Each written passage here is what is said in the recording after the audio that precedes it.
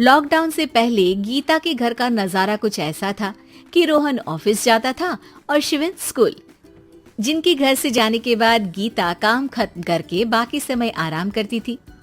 लेकिन लॉकडाउन के बाद ऑफिस और स्कूल घर में ही खुल गए और इससे गीता का हाल वो तो आपको देखने में ही मजा आएगा।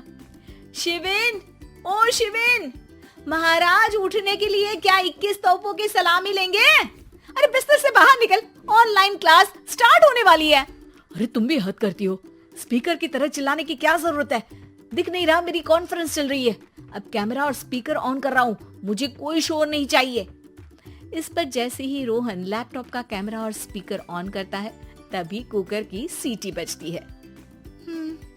करा लो अब इसे चुप। लॉकडाउन नहीं हुआ, मेरी मौत का फरमान जारी हो गया। दोनों बाप बेटे ने नाक में दम किया हुआ है।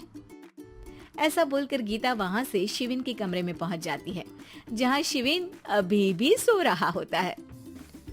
ओ आलसी, अब अगर 5 मिनट में नहीं उठाना तो आज तेरा गेम और यूट्यूब कैंसिल। माँ की बात सुनकर शिविन बिना 1 मिनट गंवाए उठ खड़ा होता है। उठ गया, अभी नहाकर भी आता हूँ। ये नाटक कहीं और, मुंह पर गीला कपड़ा मार और पढ़ने बैठ। शिविन की ऑनलाइन क्लास स्टार्ट हो जाती है, जिस पर गीता उसे वहां बिठाकर रसोई में चली जाती है। थोड़ी देर में उसे कमरे से कुछ आवाज सुनाई देती है, जिसे सुनकर वो कमरे में वापस आती है। हाय राम, तुझे क्लास अटेंड करने के लिए बोला था, कैमरा ऑफ करके बिस्तर पर नाचने के लिए नहीं बोला था। मम्मी मुझे कुछ समझ नहीं आ रहा, आप बाद में पढ़ा देना ना, वैसे भी अटेंडेंस तो लगी गई है। हाँ बेटा, जरूर बन जा, तू अभी से हम सबका बाप बन जा। अरे नहीं मतलब कहाँ से लाते हो इतना दिमाग, और पढ़ाई करते हुए ये चला कहाँ जाता है? नाइस क्वेश्चन, दिमाग से पूछकर बता दूंगा। शिविन की बातों से परेशान होकर गीता उसे मारने के लिए जैसे ही आगे बढ़ती है तभी वो कमरे से बाहर भाग जाता है। अब शिविन आगे आगे और गीता हाथ में चप्पल पकड़े उसके पीछे पीछे पूरे घर में दोनों घूम रहे होते हैं। इसी बीच वो रोहन के पास पहुंच जाता है और शिविन को मारने वाली चप्पल रोहन के लैपटॉप पर जाकर गिरती है। ओए माँ! मम्मी, अब पापा को चप्पल मार रही हो? वो आज तक के रिपोर्टर, चुपचाप जाकर क्लास अटेंड कर ले, नहीं तो अगली तेरे पीछे लगेगी। इस पर शिविन वहां से चला जाता है, जिसके बाद रोहन गीता से कहता है, इस सर्कस के लिए कुछ बोलना चाहोगी? अरे क्या करूं, जब से तुम दोनों घर में रहने लगे हो, घर अपने आप ही सर्कस बन गया है और मैं तुम्हारी नौकर। कभी बेटी को संभालो तो कभी बाप के नखरे उठाओ। इन्हीं सब उथल पुथल में दिन बीतते रहते हैं, जिसमें हर रोज घर के अंदर कुछ नया सियप्पा खड़ा मिलता है, जो ज्यादातर शिविन और रोहन के ऑनलाइन स्कूल और ऑफिस से रिलेटेड ही होता है। एक सुबह, शिविन चल उठ, आज की क्लास जल्दी है। कैमरा ऑफ करके आप अटेंड कर लो। अरे ऐसे छित्तर पड़ेंगे, दादी नानी सब एक साथ याद आ जाएंगी।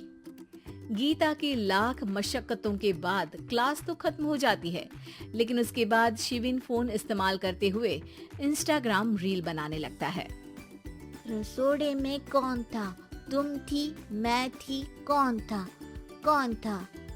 हाँ, मैं गरीब हूँ।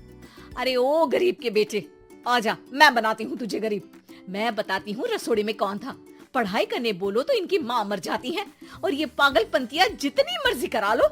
गीता शिविन को डांट रही होती है, तभी रोहन बीच में बोल पड़ता है। अरे बच्चा ही तो है, इतना गुस्सा क्यों कर रही हो? बेटे का साथ देने की इसी एक कोशिश में अब शिविन के साथ साथ रोहन भी गीता के गुस्से की सूली पर चढ़ जाता है।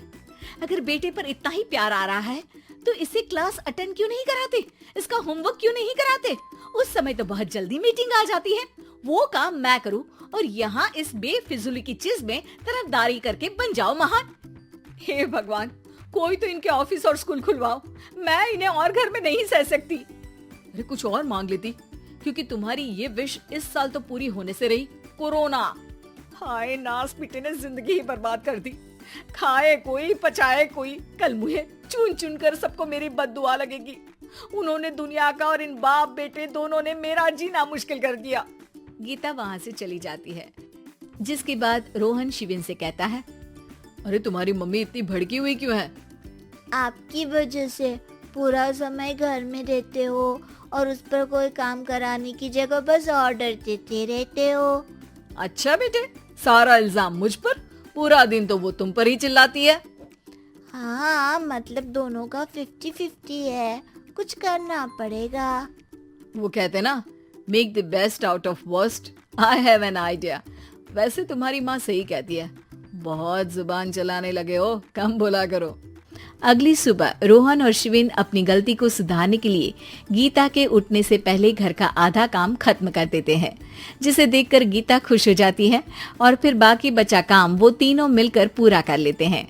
जिसके बाद अब वो सब मिल बांट कर हर काम में एक दूसरे की मदद करते हुए लॉकडाउन का मजा लेने लगते हैं।